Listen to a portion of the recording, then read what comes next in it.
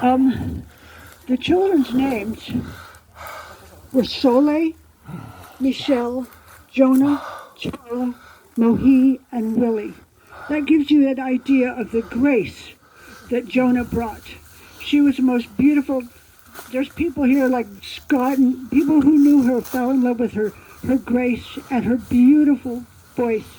And that lineage, the Wordens, her dad was a Worden, had this memory like you cannot believe. She was smart, she was intellectual. I just have to tell one story because of course everybody loves Lindsay Cage.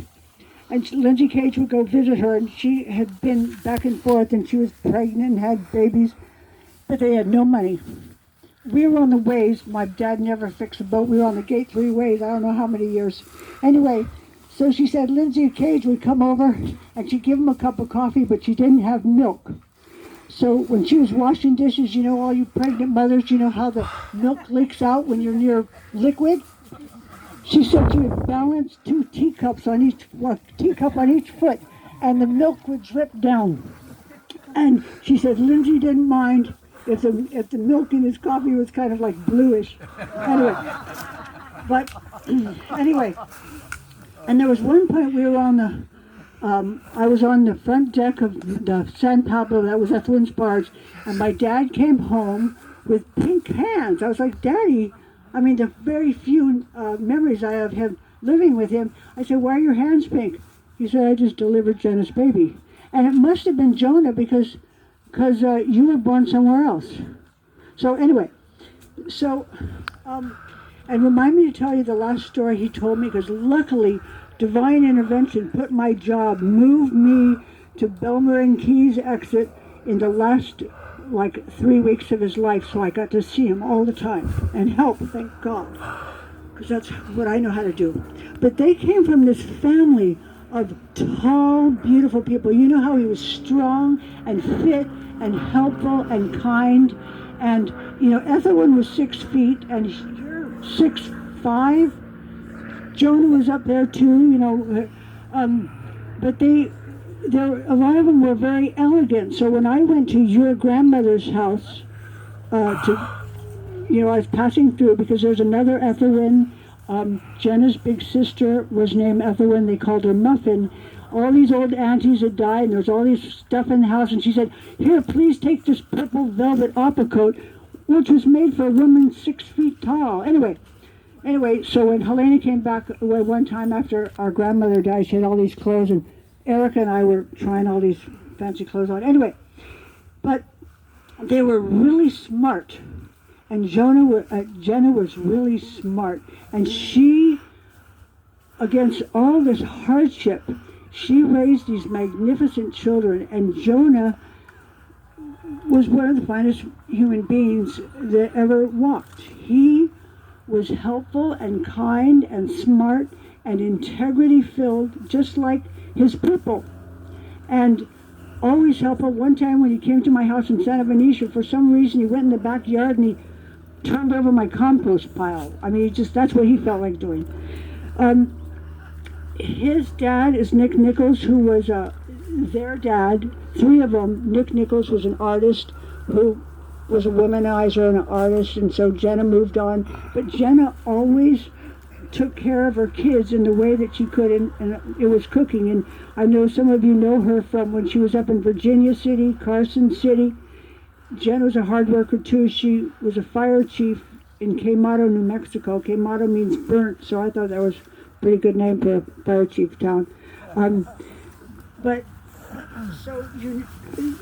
to tell you that so I was at Jonah's house in Black Point, and he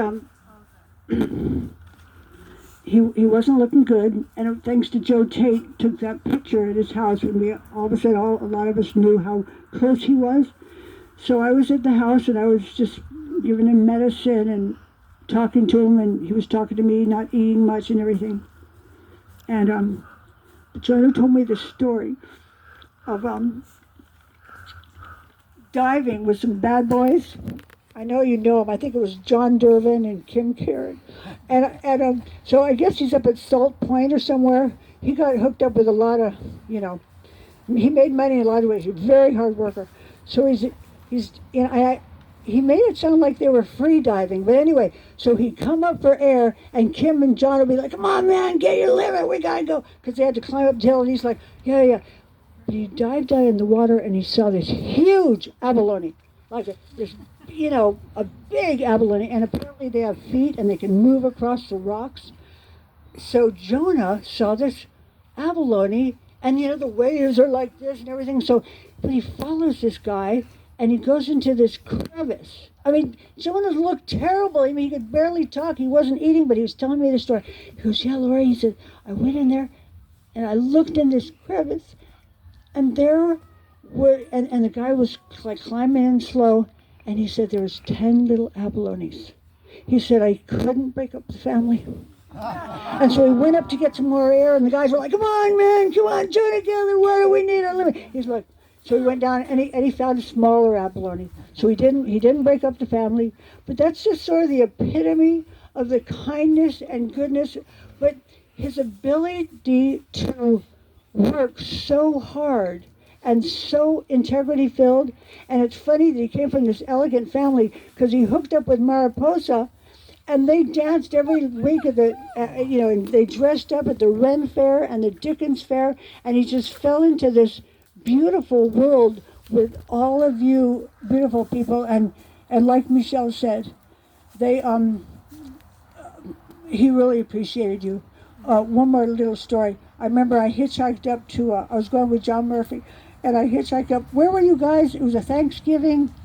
They were living in this little teeny shack in Virginia City or Carson City or something, and Helene and I would just bring the food. You know, we brought the turkey, and they had lived at Slide Ranch. She had cooked at the Sand Dollar. She cooked at the Marshall Tavern, and she took all these kids with her, and then she attracted, you know, boyfriends. It didn't really help much, but you know, they lived through it, but they came through it with this integrity of spirit. And he was a magnificent human being. But I just want to tell you, like, where he came from. And so, Scott, you want to talk? Sure, I'll say something. Yeah. Toby. Yeah, you tell him. Yeah. Yeah. It's okay, Toby. What is that? Hey, quiet. Come here. I'm not going to say a whole lot about Jonah, but I knew his mother first, and she was just an absolute, like Lori says, you hear her voice and you just fall in love. She was just such a kind and positive person, and that certainly rubbed off on Jonah. The second time I went to Nevada, it was 68, I went with Jonah's stepdad, Andy McBride. And he was a hot rod builder, motorcycle builder. And anyway, we went up there in his hot rod 41 Ford pickup truck because Jenna had been working at the Red Dog Saloon. If any of you have ever watched the Rockin' at the Red Dog movie, you know she was sort of the best barefoot and pregnant French cook, gourmet cook at the Red Dog. And so anyway, she had gotten a job at the Marshall Tavern through Sheila Constantine, had it for a little while. So Andy and I went up there. He says, "Oh, I know where there's a Studebaker pickup truck at the junkyard for $100, really good shape." So we left Gate 5 one morning, drove up there. He bought the pickup truck, went up on Gold Hill where they'd been living. And I met Lynn Hughes and Travis T. Hip, Chandler Laughlin. They were living in a Chevy moving van at the time. So we just loaded up the family's beds and dressers and drove them to Marshall Tavern. That was a 24-hour drive, round trip. So I didn't know he was taking speed. I didn't even know what speed was at the time, but pretty sure he was helping himself keep awake. But I don't actually think I met Jonah at that point. The next year, they had moved back to Gold Hill. And so I think I met Jonah when he was 8 or 9. And since it was such a happening town, Gold Hill, you know, Jonah showed me the sights. He took me for a tour of the graveyard, and it was all like wooden grave, headstones, and I was amazed they were still there because they were just burnt in the sun. And the oldest person in the graveyard was, I think, 33 years old. So, but yeah, I just never. I don't know that I've ever met somebody quite as positive person. I never heard Jonah complain about anything, and he later worked for me for a year. We did the docks at Corinthian Harbor Company. I'd come pick him up in the morning in my sidecar. We'd go out there and build a 40-foot dock and install it in 2 days, and he was just on it. Just a great, positive guy. I must say, I got a little chuckle out of the breatharian thing he was trying to do at the time, but no, I just love the guy. Like I say, one of the most positive people I've ever met in my life. So anybody else has a story about Jonah that you want to share? Amen. Positive. Can we get the mic over there? Yes.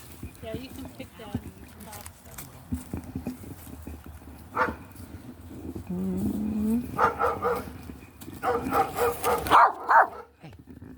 Got that. When I first met Jonah, it was quite a treat. And let me tell you, when I went to their barrel boat, that was quite an experience. Okay, that was quite an experience. Let me tell you why. I really didn't know about the waterfront at all. All I know is that I'm afraid of water. And I just said, well, I'm going to give this a try. I'm going to walk on the dock. It looks a little scary, but I'm going to try it anyway. So I went over there with all my groceries on my arms, and I said, I don't know if this is going to work. I have a funny feeling. So anyway, I go up to the dock, and they didn't tell me there was a hole there. Okay, I still went over there like a nut, and like a nut on a tree. I fell down with my groceries, and I said, oh no, my melons, oh my God. And all the guys that were up there, well, from up here, my dear, your melons look perfectly fine. And I tell you, with that one, I said, oh, he's a funny one. Okay, but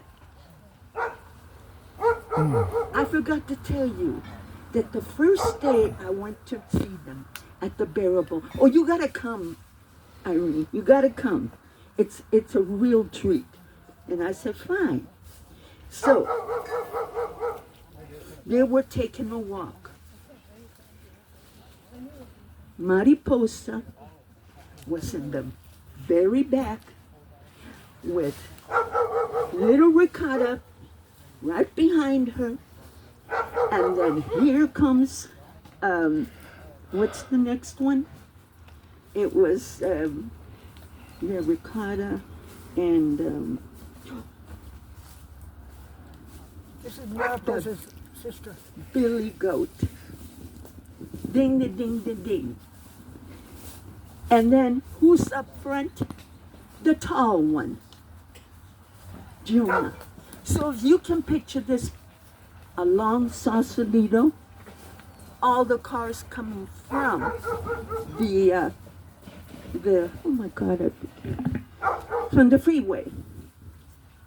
They were all honking, and the bell on the goat, ding, ding, ding, ding, ding, ding, ding. It was a real If you goat? can, it was, yeah, it was what was her name, Marty? What? It was a Gate 6 goat. Yeah, but her name, she had a name. Anyway, it was the most beautiful sight you could see in Sausalito. It was just amazing. And they walked straight in the line. I'm not kidding you. The goat didn't go anywhere further away, and neither did the dog. I mean, it was amazing. And that I remember.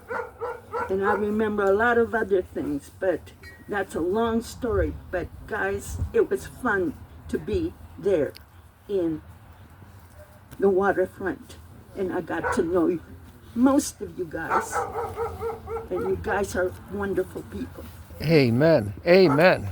Amen. Oh, man. Oh, well, thank you very much, too, sir. Yes. Tommy, come here. Come on. So I have one more story.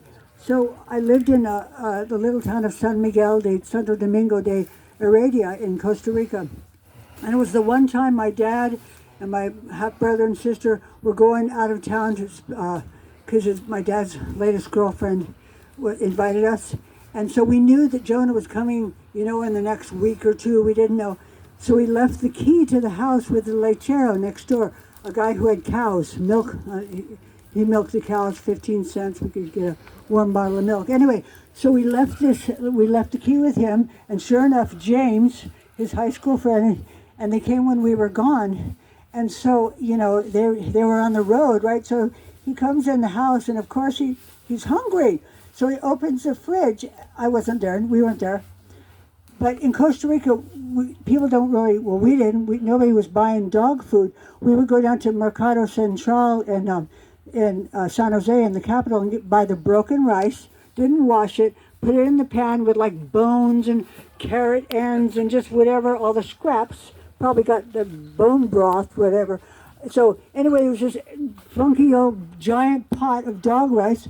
So for his welcome to San Miguel, James and Jonah ate dog rice, and he was always very gracious about it. He said, Lori, it wasn't that bad. So anyway. Hey, Lori? Yeah. I just want to, it's kind of time to do the Yeah, actual let's do German it. part. We're done. Somebody want to talk? You want to lead us through that? Yeah, I just wanted to say, We're done. yeah, sure. And then let me just say, it's we're going to be able to say and share as much as we want there and up there in the circle. And there's drinks and some refreshments, and and we have all the time we want. But the park here has other services scheduled, and they want us to do the interment. Amen. So I got to know Jonah when I was in college. Jonah and I share the same father, Nickolds, and I was going about my, classes and everything, and I ran into this, tall, fuzzy hair guy, and we just clicked. And it wasn't until later that we discovered something else. So I'll just catch you up on that. Nick, who stops by every now and then, dropped by, and I said, Nick, I don't really know some of the other side of the family, and I'd really like to. And he said, oh yeah, well, you've got a half sister, a half brother named Mitch, and a half brother named Jonah. And I'm like, oh, Jonah, that's not a very common name. Apparently it is, here there's 3 Jonahs, including him. And I thought, there's only one other person I know named Jonah. What would be the chance of that?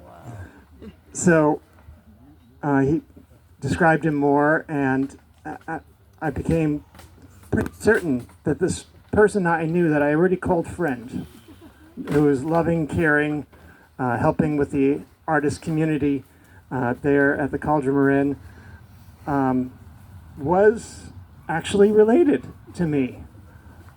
What are the chances? Wow. So I went to school that Monday, and I saw him, and I said, hey, how was your weekend? And I said, for my weekend, my dad dropped by kind of out of the blue. He's kind of a nomadic artist. And he goes, oh, yeah, I know those kinds of dads. Yeah. So I asked him to describe some of my other family that I hadn't met yet.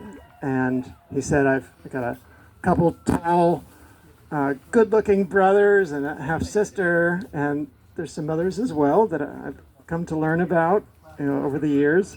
And as he kept on describing it, as I kept on describing, what my dad had said to me, he was just getting this real quizzical look on his face until finally he said, yeah, aren't dads really kind of a trip? And my dad, Nick, is certainly, one of those people.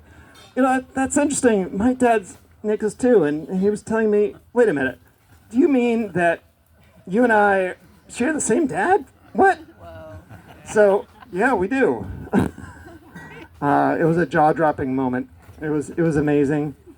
One of those things that you only hear about, or read about in books and things like that. I loved him before I knew I was related to him. Amazing. And he's Amazing. Wow.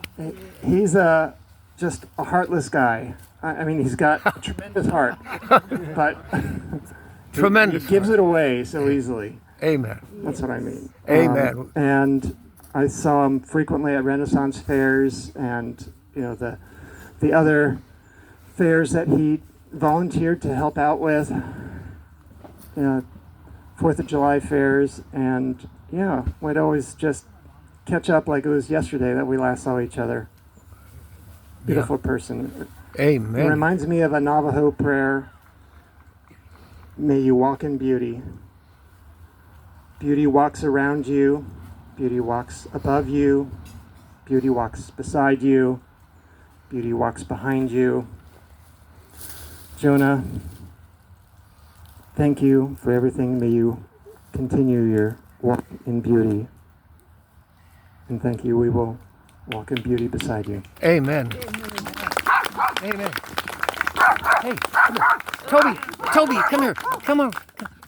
Go ahead. I'd like to speak just a little. I've known Jonah and Quinn for over 40 years and Mariposa for over 50 years. And they're all my family of heart. Mm-hmm. And one thing about Jonah as a friend, once you had him as a friend, it was a unique kind of friendship. I only seen him at Dickens and Ren Fair over the many years, Southern Fair, Northern Fair, Dickens Fair. But, it's always a family reunion every time fair hit. And one thing about Jonah as a friend, I could tell him anything about me, my life. He knew more than just about anyone. Mm. And one of our craziest times, though, was when they buried Mariposa in Jonah's booth at DeVore back in a spot where nobody would go by except for maybe the opening and closing parades. They were trying to punish them or something. And so we were bored, and I picked up the phone. This is back when the Verizon, I picked up a cell phone back when the Verizon commercial was first out. Can you hear me now? And, Mariposa, of course, we're not a very by the rules community, but with Mariposa at fair, hey, we speak BFA here. So, what do you know? Can still hear me now. And then Jonah picked up another one. And we went off, and we went all the way around the Shire, inventing lines as we went. No peasant-to-peasant fees. With Cellular One, you're free to roam about the Shire. And he even had an erotic shell call from one of the belly dancers before we came back. That's Jonah. It's just Jonah. I'm going to miss him. And thank you all, because I know you're all part of this family of ours. Thank you for being part of it. Amen. Amen. Yeah. Good. Yeah. Hi, I'm Thomas. Most of you know me, but we worked together for many years, probably 30-something years together. And he was really the most fine person I've met, And it's definitely, we're going to miss him. So, goodbye, Jonah. We love you. Amen. Amen.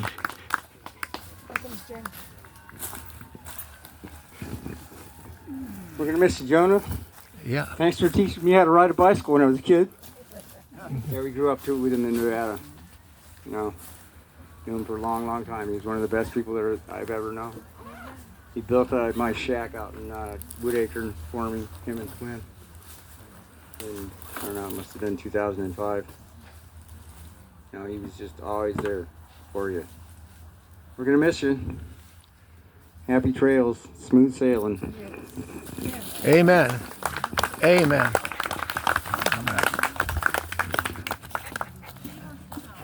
I'm gonna hold the microphone for us. Okay.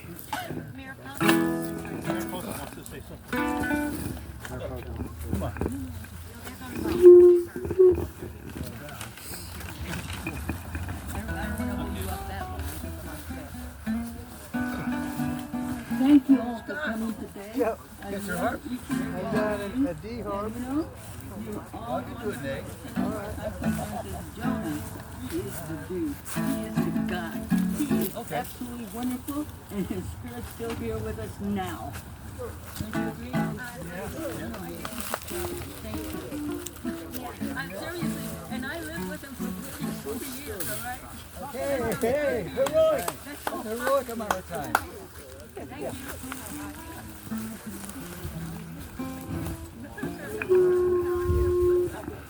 Okay.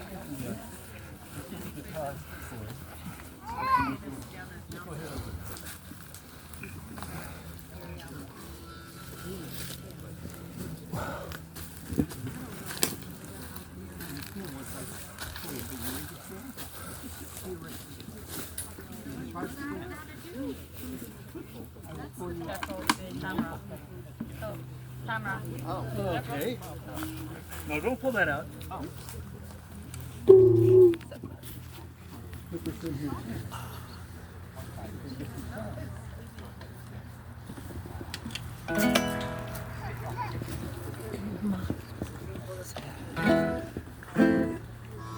Okay, Scott.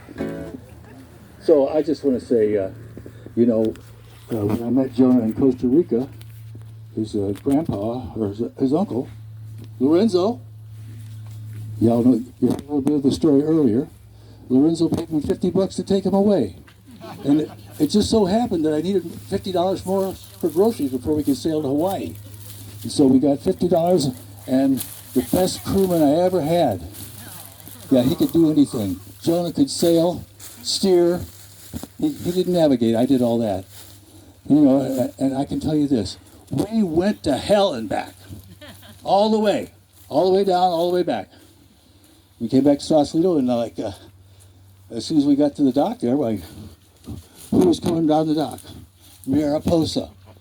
They walked off together. I never saw them again. No. We remained friends forever to the very end. So I want you all to sing with me the words that you know. We just changed the key. Get it up here by my mouth. All right. Can you hear me? Yeah.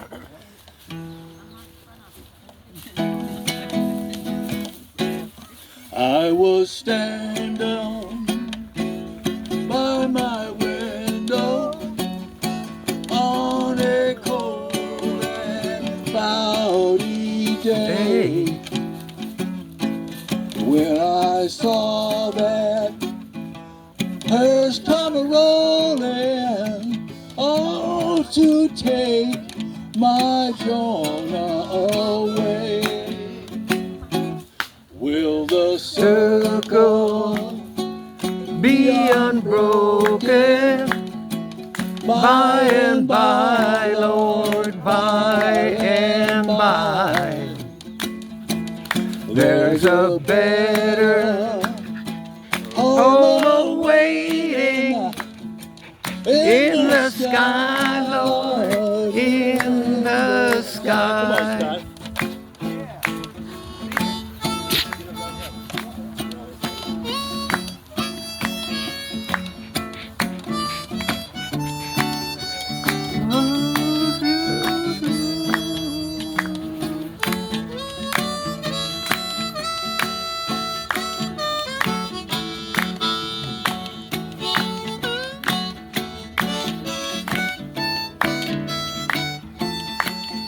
Sorry.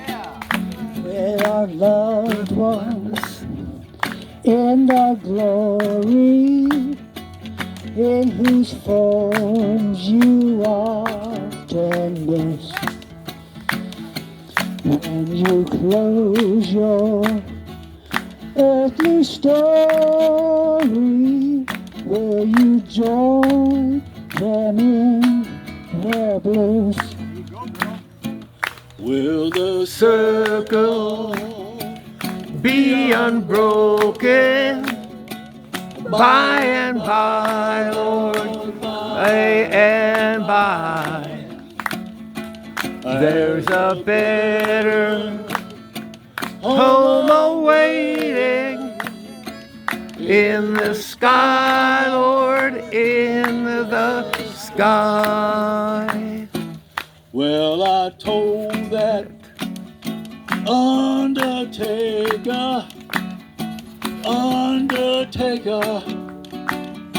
please drive slow, 'cause that fella that you're hauling, oh, I hate to see him go. Sing it now. May the circle be unbroken by and by, Lord, by and by. There's a better home awaiting in the sky, Lord, in the sky.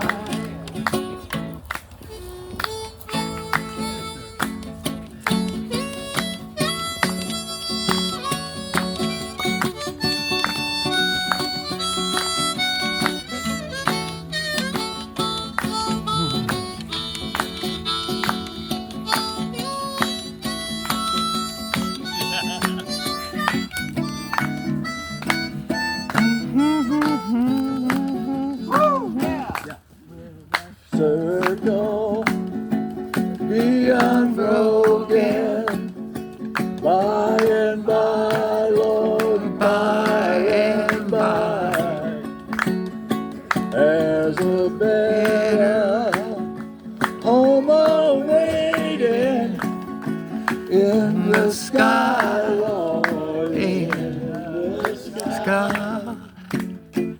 I will follow close behind him, try to stand up and be strong and be brave. As that fellow, oh my sorrow, when they lay him in the grave, will the circle be unbroken by and by, Lord, by and by. There's a better home awaiting in the sky, Lord, in the... Come on, Scott.